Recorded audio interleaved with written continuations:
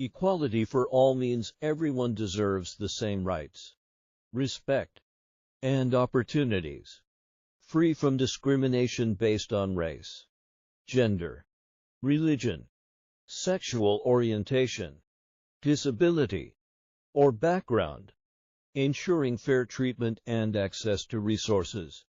A principle rooted in human rights and enshrined in many constitutions like India's Constitution of India and documents like the Universal Declaration of Human Rights. It's about fairness and justice, but often requires considering different needs, equity to achieve true fairness, addressing deep-seated inequalities that persist globally.